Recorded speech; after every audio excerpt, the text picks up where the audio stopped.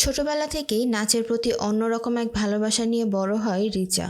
আর সে স্বপ্ন দেখে ভবিষ্যতে অনেক বড় একজন কোরিওগ্রাফার হওয়ার। মাঝে মাঝে বান্ধবীদের নিয়ে নাচের ভিডিও করে সেগুলো সোশ্যাল মিডিয়াতে আপলোডও করত সে। কিন্তু তার এই স্বপ্ন কি পূরণ হবে তা জানতে হলে দেখতে থাকুন আমাদের আজকের মুভি মিসেসের এক্সপ্লানেশন। একদিন ছেলেপক্ষের লোকজন রিচাকে দেখতে আসে। ছেলেটার নাম দিবাকর, আর সে পেশায় একজন ডাক্তার। দিবাকরের সাথে কথা বলে আর তার মিষ্টি আচরণ দেখে রিচার মনে হয় সে খুবই ভালো মনের একজন মানুষ। তারা একে অন্যকে পছন্দ করলে দুই পরিবার মিলে দিবাকর আর রিচার বিয়ের ডেট ঠিক করে। নিজেদের পছন্দ অপছন্দ জানতে তারা একদিন একটি রেস্টুরেন্টে দেখা করতে আসে। কথায় কথায় দিবাকর রিচাকে জানায় বাইরের খাবার তার একদমই পছন্দ না, বরং সে বাড়িতে তৈরি খাবার খেতে বেশি স্বাচ্ছন্দ্য বোধ করে। একথা শুনে রিচা আনমনে কী যেন চিন্তা করতে থাকে। দেখতে দেখতে রিচা আর দিবাকরের বিয়ে হয়ে যায়। গাড়িতে যেতে যেতে রিচা ভাবতে থাকে কিভাবে সে তার সংসারকে তার মনের মতো করে গুছিয়ে নেবে। আর ওদিকে দিবাকর গাড়িতেই নাক ডেকে ঘুমাতে থাকে। অনেক স্বপ্ন আর আশা নিয়ে রিচা তার শ্বশুর বাড়িতে আসে। বিয়ে উপলক্ষে বাড়িটা অনেক সুন্দর করে সাজানো হয়েছে। রিচা সেসব দেখে মুগ্ধ হয়ে তাকিয়ে থাকে। শ্বশুর বাড়িতে আসার পরেই সাবি নামের একটি বাচ্চা মেয়ে এসে নিজের হাতে বানানো কার্ড দিয়ে রিচাকে স্বাগতম জানায়। এরপরেই রিচার শাশুড়ি তাকে আদর করে বরণ করে ঘরে তোলে। বাড়ির সবাই তখন রিচা আর দিবাকরকে ঘিরে নানা রকম গল্প করতে শুরু করে। রাতের বেলা রিচা ফ্রেশ হয়ে ঘরে এসে দেখে পুরো ঘর ফুল দিয়ে সাজানো। এরই মধ্যে দিবাকর এসে বিছানায় বসলে রিচা তাকে ফুলের পাপড়িগুলো সরিয়ে বসতে বলে, কারণ কাপড়ে দাগ লেগে যেতে পারে। কিন্তু তাকে অবাক করে দিয়ে দিবাকর বলে 2 চামচ লেবুর রস আর 1 চামচ ভিনেগার দিয়ে পরিষ্কার করলেই কাপড়ের দাগ উঠে যাবে। আর এ ধরনের সকল সমস্যার সমাধান তো রান্নাঘরে পাওয়া যায়।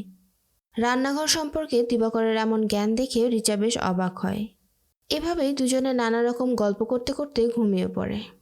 পরের দিন সকালবেলা দিবাকরের মা রান্নাঘরে কাটাকুটি করছিল। রিচা তখন বিয়েতে পাওয়া একটি ব্লেন্ডার নিয়ে রান্নাঘরে আসে। ব্লেন্ডারটি দেখে রিচার শাশুড়ি বলে এই বাড়ির সবাই তো হাতে বানানো মশলা খেতেই বেশি পছন্দ করে, তাই এই ব্লেন্ডার তার কোনো কাজে আসবে না। কথা বলতে বলতে দিবাকরের মা রান্নাঘরের যাবতীয় কাজ করতে থাকে।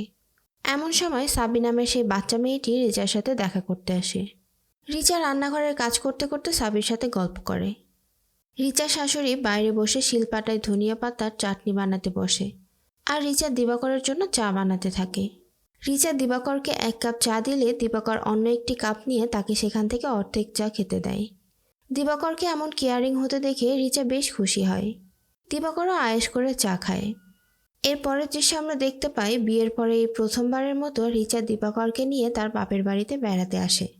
রিচার মা মেয়ে ও জামাইয়ের জন্য নানা পদের আয়োজন করেছে। খাবার খেতে খেতে তারা নানা রকম গল্প করতে থাকে। রিচার বাবা দিবাকরকে জিজ্ঞাসা করে তার কাজ কেমন চলছে।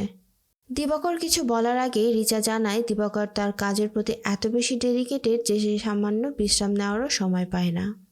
এ কথা শুনে বাবা বলেন রিচাও তার কাজকে অনেক পছন্দ করে। দিবাকর অবাক হয়ে জিজ্ঞাসা করে রিচা আবার কী কাজ করে। বাবা বলেন ছোটবেলা থেকে রিচা নাচ করতে অনেক পছন্দ করে। রিচার নাচের কথা শুনে দিবাকর তাচ্ছিল্যের হাসি দিয়ে খাবারে মন দেয়। রাতের বেলা রিচা বাড়িতে ফিরে দেখে তার শাশুড়ি এখনও রান্নাঘরে কাজ করে যাচ্ছে। রিচা তাকে বলে কাল সকালে কাজের লোক এসে থালা বাসনগুলোই তো ধুয়ে দিতে পারে, তাহলে এত রাতে কষ্ট করে কাজ করার কি দরকার।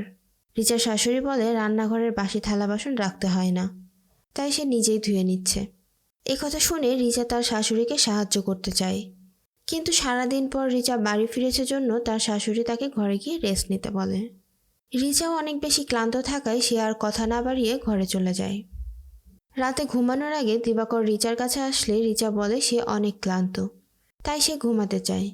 কিন্তু দিবাকর সেদিকে পাত্তা না দিয়ে রিচার সাথে সময় কাটাতে ব্যস্ত হয়ে পড়ে, যার কারণে রিচার অনেক মন খারাপ হয়। রিচার শাশুড়ি প্রতিদিন ভোরবেলা ঘুম থেকে উঠে মহেন্দ্রের জামাকাপড় গুছিয়ে রেখে রান্নাঘরে কাজ করতে আসে। রিচা সকালবেলা রান্নাঘরে এসে দেখে তার শাশুড়ি দুধ থেকে ফ্রেশ মাখন তৈরি করছে। রিচা মাখন খেতে পছন্দ করার জন্য সেখান থেকে কিছুটা মাখন হাতে তুলে নিয়ে খেতে শুরু করে। এতে রিচার শাশুড়ি কিছুটা বিরক্ত হয়ে রিচার দিকে তাকিয়ে থাকে, কিন্তু রিচা তা কিছুই বুঝতে পারে না। এরপর সে রান্না করার জন্য সবজি কেটে দেয়। আর রান্নাঘরে থালা বাসন ধুতে গিয়ে রিচা দেখতে পায় সিঙ্কের মধ্যে ময়লা পানি জমে আছে। সেই পানি হাতে লাগাতে রিচার সারা শরীর ঘিনঘিন করে ওঠে। এটা দেখে রিচার শাশুড়ি নিজেই সেই ময়লা পানিতে হাত দিয়ে তা পরিষ্কার করে দেয়। আর ওদিকে দিবাকর গোসল করে এসে রিচাকে ডাকতে থাকে তার জামাকাপড় বের করে দেওয়ার জন্য। রিচা রান্না করার কাজ ফেলে এসে দিবাকরের জামাকাপড় বের করে দেয়। দিবাকর বা তার বাবা মহেন্দ্র ঘরের কোনো কাজে সাহায্য তো করেই না, এমনকি নিজেদের সামান্য জামা জুতো নিজেরা বের করে নিতে পারে না। তাদের এমন আচরণে রিচা বেশ বিরক্ত হয়, কিন্তু কাউকেই কিছু বলতে পারে না। দিবাকর আর মহেন্দ্র খাবার খেতে বসে। রিচা তাদেরকে খাবার দিতে দিতে তার শাশুড়িকেও খেতে বসতে বলে যে সবাই মিলে একসাথে খাওয়া যাবে। কিন্তু মহেন্দ্র তাচ্ছিল্য করে বলে তারা তো আর চাকরি করতে যাবে না, এত তাড়াহুড়ো করে তাদের খাবার কোনো দরকার নেই। খাবার টেবিলে মহেন্দ্র আর দিবাকরের একের পর এক ফরমায়েশ খেতে ক্লান্ত হয়ে যায় রিচা। এরপর তারা কাজে চলে গেলে রিচা আর তার শাশুড়ি খেতে বসে। কোনো রকমে সকালের খাবার শেষ করেই তারা আবারও রান্নাঘরে চলে যায় দুপুরের খাবার তৈরি করতে। রিচার শাশুড়ি যখন রান্নাঘরে কাজ করছিল সে তখন ঘরে এসে ভিডিও কলে তার বান্ধবীদের নাচ শেখাতে শুরু করে।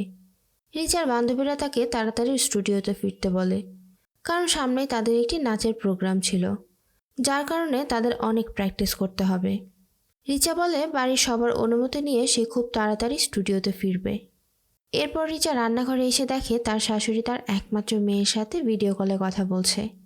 দিবাকরের ছোট বোন প্রেগনেন্ট হওয়ার কারণে সে বারবার তার মাকে তার কাছে যাওয়ার জন্য অনুরোধ করতে থাকে, কিন্তু রিচার শাশুড়ি নিজের সংসার ফেলে কোথাও যেতে চায় না। তখন রিচা তাকে ভরসা দিয়ে বলে যে তার সংসার সে খুব ভালোভাবে দেখে রাখবে, সে যেন মেয়ের কাছে থেকে ঘুরে আসে। রিচার মুখে এমন কথা শুনে রিচার শাশুড়ি মেয়ের কাছে যাওয়ার জন্য রাজি হয়। অনেকদিন পর মেয়ের বাড়িতে যাবে জন্য রিচার শাশুড়ি নানা রকমের রান্না করতে শুরু করে।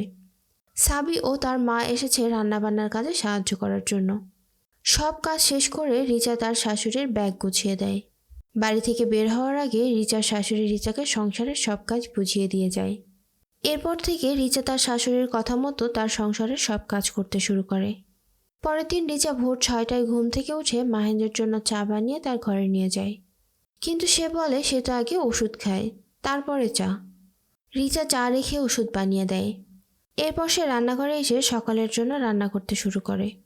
রিচা তার শাশুড়ির মতো শিলপাটায় চাটনি বানাতে গেলে ভুল করে মরিচ লাগানো হাত তার চোখে ডলতেই তার চোখ জ্বলতে শুরু করে। তাই সে শিলপাটা রেখে ব্লেন্ডারে চাটনি বানায়। কিন্তু খাবার খেতে বসে মহেন্দ্রর কাছে চাটনির স্বাদ একদমই ভালো লাগে না। সে বুঝতে পারে চাটনিগুলো ব্লেন্ডারে বানানো হয়েছে।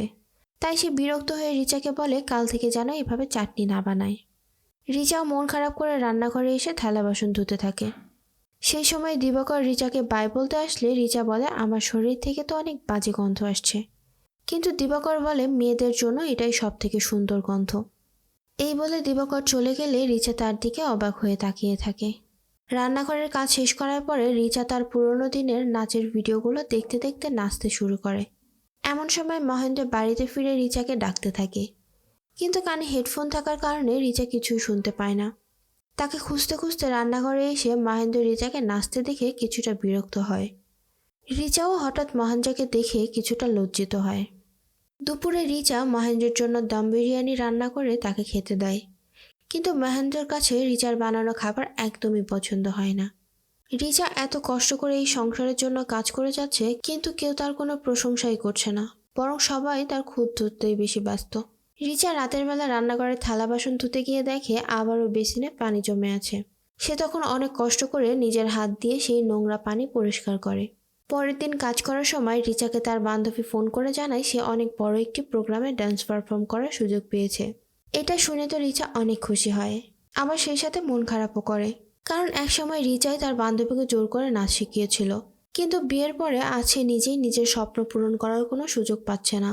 রাতে দিবাকর বাড়ি ফিরলে রিচা বলে বাসার কাজের জন্য একজন লোক রাখলে ভালো হতো, কিন্তু দিবাকর জানায় বাসায় এমন কি কাজ আছে যার জন্য কাজের লোক রাখতে হবে, তুমি নিজেই তো সব কাজ করে নিতে পারো। রিচা তখন মন খারাপ করে বলে সে আবারও নাচের কাজ শুরু করতে চায়। দিবাকর তখন তাচ্ছিলের হাসি দিয়ে বলে এসব করে কি হবে, তার চেয়ে বরং মনোযোগ দিয়ে সংসার করো, মেয়েদের জন্য এটাই সবচেয়ে ভালো কাজ। কয়েকদিন হলো রান্নাঘরের পাইপ থেকে নোংরা পানি পড়ছে। রিচা বারবার দিবাকরকে মিস্ত্রি নিয়ে আসতে বললেও সে তার কোনো কথা কানে নেয় না। বাধ্য হয়ে রিচা পাইপের সাথে একটি কাপড় পেঁচিয়ে রাখে আর সেখানে একটি বালতি দিয়ে রাখে যাতে নোংরা পানি দিয়ে পুরো ঘর না নষ্ট হয়ে যায়। একদিন সকালে দিবাকর জানতে পারে রিচার পিরিয়ড হয়েছে। দিবাকর তখন রিচাকে এই অবস্থায় রান্নাঘরে যেতে মানা করে দেয়, কারণ তারা এই কুসংস্কার মেনেই বড় হয়েছে যে মাসের এই 5 দিন মেয়েদেরকে রান্নাঘরে যেতে হয় না। তাই এই 5 দিন সংসারের কাজ করার জন্য সাবির মা রিচাকে সাহায্য করতে আসে।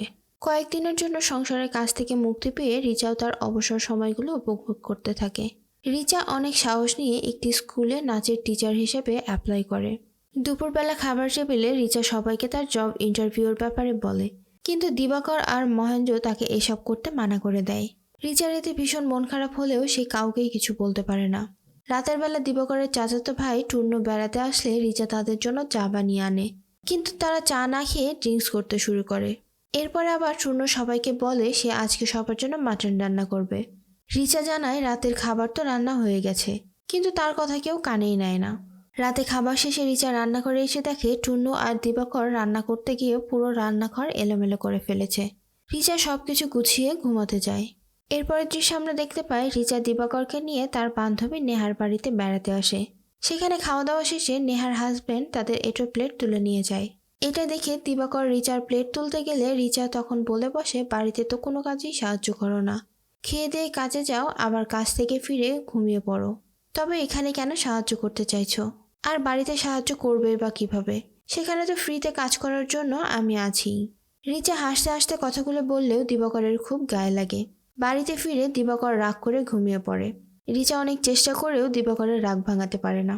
পরের দিন দিবাকর কাজে যাওয়ার আগে রিচাকে বলে সামনে তার বাবার জন্মদিন উপলক্ষে বাসায় কিছু মেহমান আসবে, সে যেন রান্নাবান্নার সব ব্যবস্থা করে রাখে। সেদিনই দিবাকরের ফুপু কুড্ডু তাদের বাড়িতে বেড়াতে আসে। সে রান্নাঘরে রিচাকে সাহায্য করতে গিয়ে বারবার তার খুঁত ধরতে থাকে, যা দেখে রিচার খুব খারাপ লাগে। রান্নাঘরে কাজ করার সময় গুড্ডু রিচাকে বলে সেই দিবাকরের মাকে রান্না শিখিয়েছিল, কারণ তার রান্না করতে অনেক ভালো লাগে। রিচা তখন গুড্ডুকে বলে সেও নাচ করতে অনেক ভালোবাসে আর তার নাচের একটি গ্রুপও রয়েছে। এই বলে সে তার নাচের ভিডিওগুলো গুড্ডুকে দেখায়। গুড্ডু এই নাচের ভিডিওগুলো দেখে মনে মনে অনেক রাগ করে, আর তার ভাই মহেন্দ্র বাড়ি ফিরলে সে রিচার নাচের ভিডিওগুলো তাকে দেখায়। মহেন্দ্র দিবাকরকে এইসব ব্যাপারে জানায়। দিবাকরও বাবার কথা মতো রিচার কাছে এসে তাকে নাচের ভিডিওগুলো সোশ্যাল মিডিয়া থেকে ডিলিট করে দিতে বলে, কিন্তু রিচা জানায় সে এই ভিডিওগুলো ডিলিট করবে না, কারণ সে নাচতে অনেক বেশি ভালোবাসে। রিচার এমন সাহস দেখে দিবাকর রেগে গিয়ে সেখান থেকে চলে যায়। মহেন্দ্রের জন্মদিন উপলক্ষে বাড়িতে অনেক মানুষ এসেছে। সবাই কেক কেটে আনন্দ নিয়ে মহেন্দ্রের জন্মদিন পালন করে। আর ওদিকে রিচা রান্নাঘরে একের পর এক কাজ করতে করতে ক্লান্ত হয়ে যায়। এরই মধ্যে টুন্নু মোবাইলে রিচার নাচের ভিডিও দেখে রিচাকে উপহাস করার জন্য তার মতো করে নাচ করতে শুরু করে। এটা দেখে দিবাকর রিচার উপরে অনেক রেগে গিয়ে রান্নাঘরে এসে তাকে অনেক কথা শোনাতে থাকে। দিবাকরের মুখে এত কটু কথা শুনে রিচা মন খারাপ করে চুপচাপ বসে থাকে। এরই মধ্যে রান্নাঘরে একটি ছেলে এসে রিচাকে জানায় 9 গ্লাস লেবুর শরবত দিতে হবে। সারাদিন কাজ করে রিচা এমনিতেই অনেক ক্লান্ত, তার উপর বেসিনের নষ্ট পাইপ থেকে অনবরত নোংরা পানি পড়ে চারিদিকে এলোমেলো হয়ে আছে। এর উপরে আবার দিবাকরের তিক্ত কথার ভার তো আছেই। রিচা আর সহ্য করতে না পেরে পাইপের নোংরা পানিগুলো বালতি থেকে গ্লাসে তুলে লেবুর শরবত হিসেবে পাঠিয়ে দেয়। এটা দেখে কিছুক্ষণ পর দিবাকর আর মহেন্দ্র রেগে রিচার সামনে এসে কিছু বলতেই যাবে তার আগেই রিচা বালতিতে থাকা নোংরা পানি দিবাকরের গায়ে ছুঁড়ে মারে। দিবাকর আর মহেন্দ্র দুজনেই ঘটনার আকস্মিকতায় ভীষণ অবাক হয়। রিচা আর কোনো কথা না বাড়িয়ে কান্না করতে করতে নিজেই গাড়ি চালিয়ে বাপের বাড়িতে চলে আসে। সবকিছু শুনে রিচার মা তাকে বোঝায় যে এত অল্প কারণে রাগ করে কি কেউ শ্বশুরবাড়ি থেকে চলে আসে। রিচার মা তাকে নিজের সংসারে ফিরে যেতে বলে, কিন্তু রিচা পরিষ্কার জানিয়ে দেয় যে সে কিছুতেই আর ওই বাড়িতে ফিরে যাবে না। এর পরের দৃশ্যে আমরা দেখতে পাই দিবাকর আর মহেন্দ্র খেতে বসেছে, আর একটি মেয়ে তাদেরকে খাবার বেড়ে দিচ্ছে, অর্থাৎ দিবাকর আবারও বিয়ে করেছে। আর ওদিকে রিচা তার নাচের প্রোগ্রামের জন্য তৈরি হচ্ছিল। কিছুক্ষণ পরেই রিচার স্বপ্ন পূরণের সময় চলে আসে। সে অনেক আত্মবিশ্বাসের সাথে পারফর্ম করে। সবাই ভীষণ মুগ্ধ হয়ে রিচার নাচ দেখতে থাকে। আর এখানেই শেষ হয়ে যায় আমাদের আজকের মুভি। ভালো লাগলে লাইক, কমেন্ট, শেয়ার করে পাশে থাকবেন। ধন্যবাদ।